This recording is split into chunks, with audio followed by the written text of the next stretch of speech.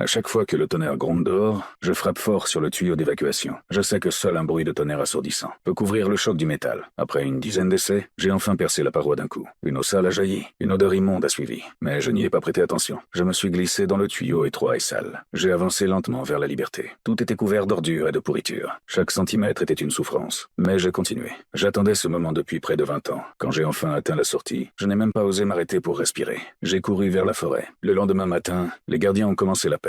Ils ont trouvé ma cellule vide. Ils se sont approchés en jurant. Puis ils se sont figés. La cellule était vide. Le directeur est arrivé en urgence. Il n'en croyait pas ses yeux. La veille, j'étais encore présent à l'appel. Le matin, j'avais disparu. Ils ont amené mon meilleur ami pour l'interroger. Il pensait qu'il savait quelque chose, mais il n'a rien dit. Le directeur, furieux, a jeté une pierre sur un poster. Un son creux a résonné. La pierre a traversé le mur. Il a arraché le poster. Tout le monde a été choqué. Derrière, il y avait un vide immense. Un tunnel menant hors de la prison. Personne ne savait comment j'avais fait. Les gardiens ont lancé des chiens. Ils n'ont trouvé qu'un marteau usé et un vieux uniforme de prison. Tout avait commencé il y a des années. Je voulais juste écrire mon nom sur le mur. Mais j'ai vu que le mur était fragile. Bien plus que prévu. Passionné de géologie, j'ai vu une opportunité. J'ai commencé à creuser petit à petit, dès que je pouvais. Le poster servait de couverture parfaite. Je cachais les débris dans mes vêtements et je les jetais discrètement pendant les promenades. Mon ami m'avait obtenu le marteau. Il était là depuis 20 ans. Il connaissait beaucoup de gens. Presque tout était possible pour lui, sauf les clés des gardiens. Les fouilles surprises étaient les plus dangereuses. Un seul faux pas et tout s'effondrait. Je restais calme, comme si je lisais. Mais, intérieurement, j'espérais. J'espérais qu'il ne touche pas au posté. Heureusement,